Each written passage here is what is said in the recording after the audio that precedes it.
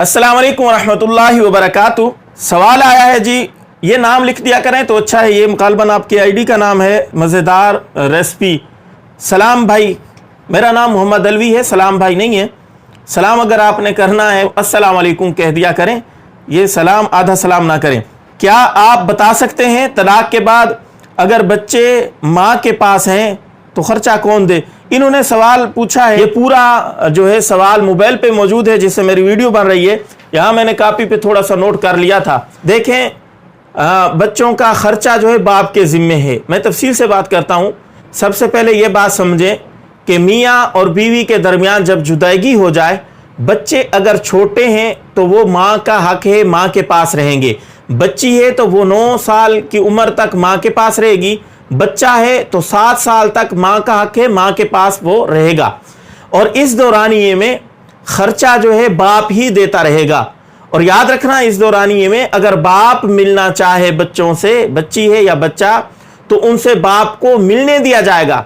आमतौर पे होता यह है कि औरतें मिलने नहीं देती, अदालत में केस चलता है, अदालत इख्तियार ही नहीं देती मिलने का। ये बहुत बड़ा जुल्म और नाइंसाफ़ी हो रही है। शरीयत जो है इस बात की गुंजाइश नहीं देती कि बाप को बिल्कुल मिलने से ही रोक दिया जाए। बाप 1 घंटा के लिए, 1 दिन के लिए, हफ्ता के लिए ले जा सकता है। बेटी है चाहे बेटा है, वो बाप के पास इस दौरानिए में रात गुजार सकते हैं, बाप का हक है। जब बेटे का 7 साल का बेटा हो जाए और बेटी 9 साल की हो जाए, इसके बाद अब माँ का हक नहीं है उनको रोकने का, अब ये बाप के हवाले किए जाएंगे। हमारे मुल्क पाकिस्तान में इस बारे में बड़ी नाइंसाफ़ी की जाती है। माँ के पास ही हमेशा बच्चे छोड़े जाते हैं। शरअन जो है माँ का हक नहीं है उनको रोके रखना। अदालतें भी बड़ी बेइंसाफ़ी करती हैं। 9 साल की बच्ची हो गई है तो अब बाप को हवाले की जाएगी, और 7 साल का बच्चा हो गया है तो अब बाप को दे दिया जाएगा। हाँ, अलबत्ता जब बेटी या बेटा वो बच्चे बाप के पास चले जाएंगे तो माँ को मिलने का इख्तियार है।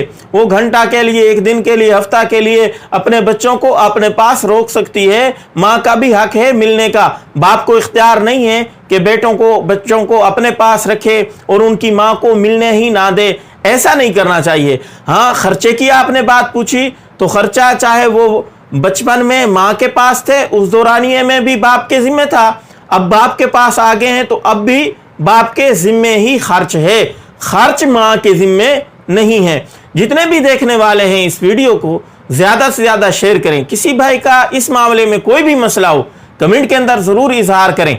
अस्सलाम वालेकुम वरहमतुल्लाहि वबरकातुहू।